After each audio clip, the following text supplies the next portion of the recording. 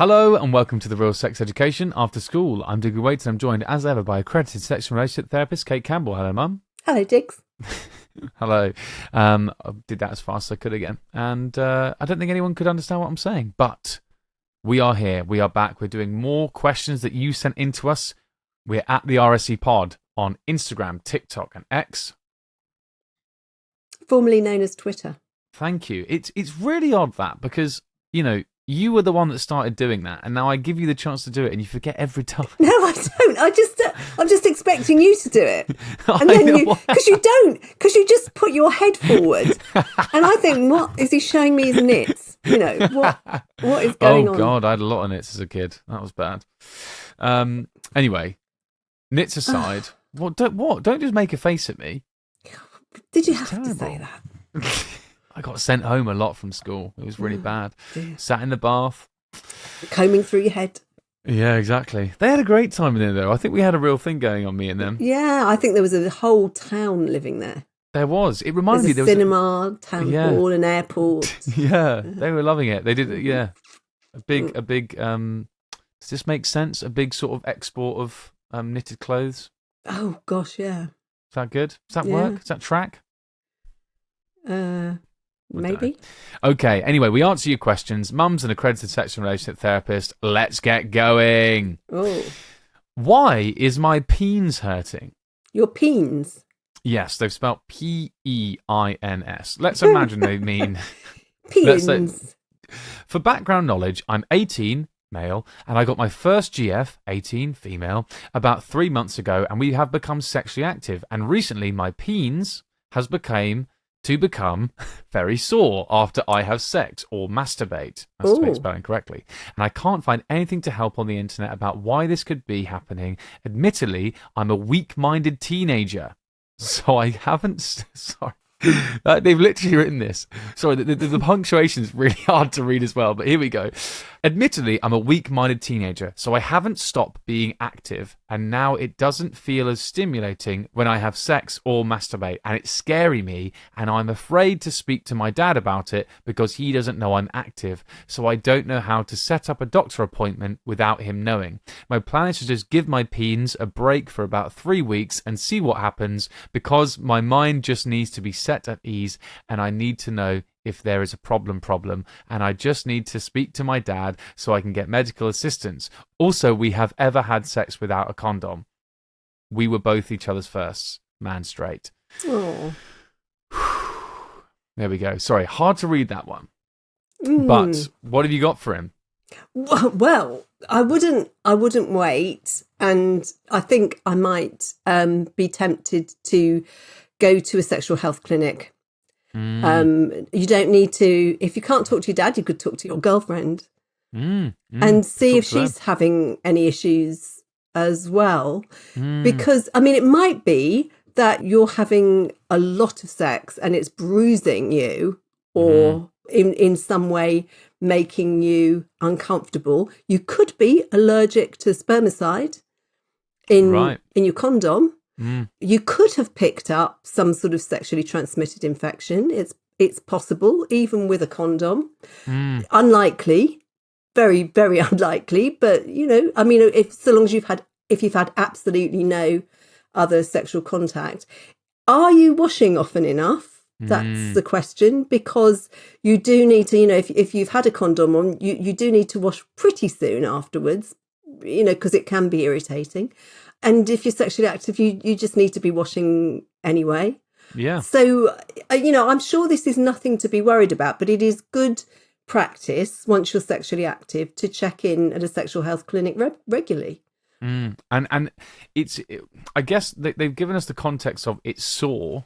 But we don't really know exactly what kind of pain it is. Means. Yeah, exactly. And because I was wondering whether it might be like, is it phimosis or a tight foreskin? A tight foreskin. It could be that. Maybe the way that they were masturbating before didn't reveal that to them, because I think that was the same again in our first episode we did with Dan Harriott. I think he was just living his life, and then it's only when he had sex and he realised maybe there was an issue there. So maybe that's what could be going on. Yeah. But because you don't know that's the issue. You don't know what to look up on the internet. But like Mum says, I think this is pretty open and shut. you should see a sexual health professional, go to a gum clinic. Like Mum says, I think you could talk to your dad about it. You could talk to your dad. You don't. I mean, you could talk to your dad and say your penis is sore. You don't need to tell him. Yeah. Well, I've been having so much sex; it's made my penis sore. I wouldn't say that, actually. No. And he doesn't. I doubt he wants to know that. Very much He probably won't ask that. I think you will be able to fly under the radar here, mate. You might be fine. Yeah. I mean, and if you have a brother or a friend or anybody, that it's quite likely that other people will have had a similar experience at some point.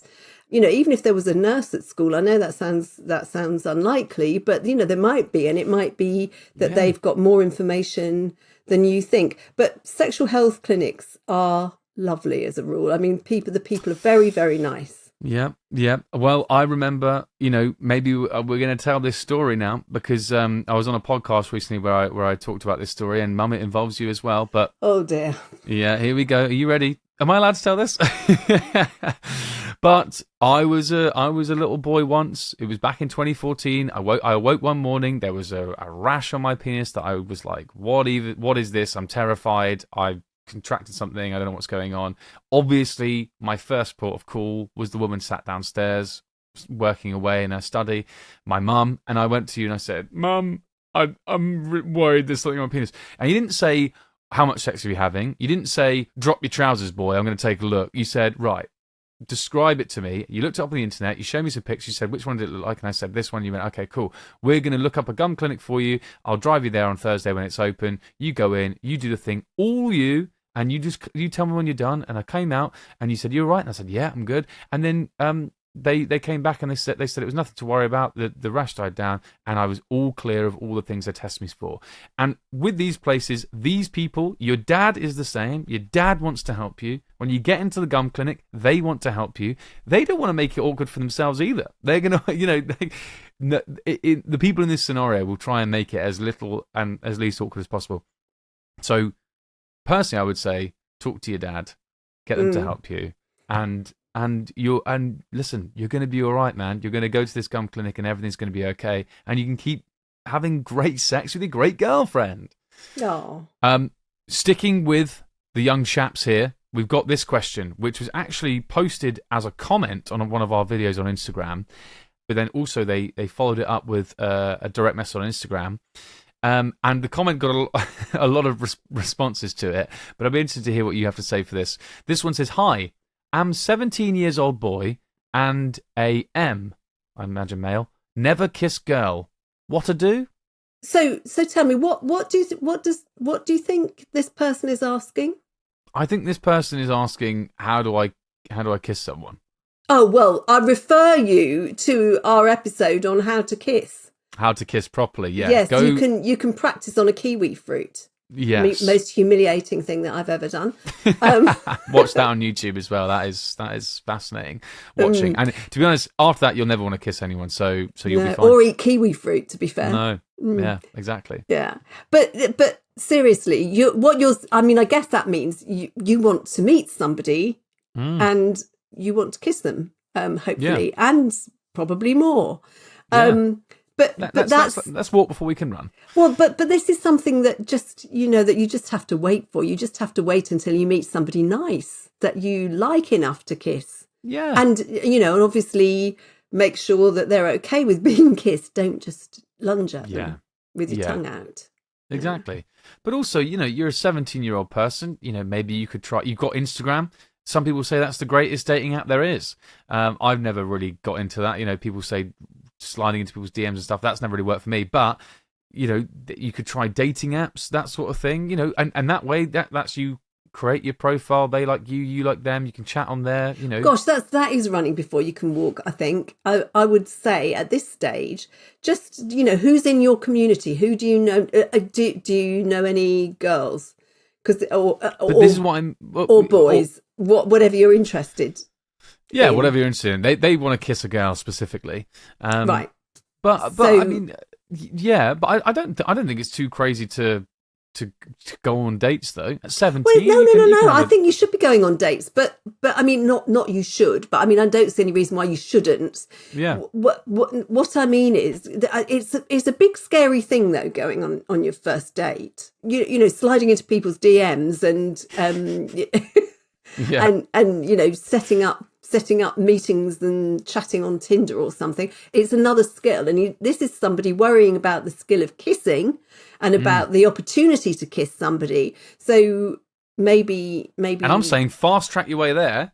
You'll find people who you find attractive and they find you attractive. You both like each other. You chat. You see that you get on. You go, great, let's meet up. And you meet up and you go, okay, well, we're still getting on. Let's get off with each other. There must be. I mean, I think at 17, you probably got more opportunity to be around real people, you know, the old-fashioned way. Yeah, man, that's outdated. Yeah, what, meeting people? Yeah, meeting people in the wild, absolutely not. No, I do get what you mean. Well, you know, you might still be at school. You might be at college. You might be, you know, you might have a job somewhere, you know. These are places where you can meet people. So I think you're absolutely right, man. Maybe I'm jumping too far ahead. You're absolutely right. So, I mean, start talking to people. Start with talking to people. And when you feel comfortable to talk with somebody, then you might want to spend more time with them. And if you like spending time with them and they seem to like spending time with you, maybe you could think about the kissing thing. And see how that goes. But I mean, just, you know, and when you're actually kissing, start off gently. Don't start sticking your tongue out to begin with. Just gently with your lips and let things evolve naturally and gradually. Don't do a porn show on your first little peck. Absolutely not. Exactly, absolutely not. And I really wouldn't be worried about it. And to be honest, I mean, you know what? People's kissing styles as well are so wildly different. Yeah. You know, if you kiss more than 5 people in your life, you'll probably encounter 5 different kissing styles. That's very good advice. You know, don't stick your tongue in, all that sort of stuff. Like, you know, too early, you know, gentle, that sort of stuff. Absolutely right. There are some general rules, but for the most part, some people can do it one way, some people can do it a different way, and they will find other people that match. And sometimes they'll get off, they don't really match at first, but eventually if they keep seeing each other, then their two styles will they'll get used to each other's mouths. So don't worry about any of that stuff. The fundamentals is what Mum just said, is it's be gentle and make sure you're pressing your lips against theirs. As long as you're doing that, you know, you're off to a good start, and that's your first kiss under your belt, and then you can start getting on the dating apps. When you say pressing, gently pressing. Gently pressing, yeah. What word do I want to use there? What's that? Well, Touching. Placing your lips together. Placing. Yeah, exactly. Yeah, exactly. You're 17, you've never kissed a girl. What to do? I think do that. Yeah. It's nothing to be ashamed of, is it? It's just where you are. Exactly. And I wouldn't be worried about it, because that's much ado about nothing. Just one for the Shakespeare fans there. Because you could message in and be 25 and I still wouldn't be worried here. You know, it's about all the bits leading up to that. Are you in the right places to meet people? Are you trying to meet people? All that sort of stuff. That's the way to do it, and to build up that slowly. The kissing bit, that's think about having fun with people before you start worrying about kissing. Exactly. Wonderful. Okay, let's have some more fun with people after the break with another question. Okay.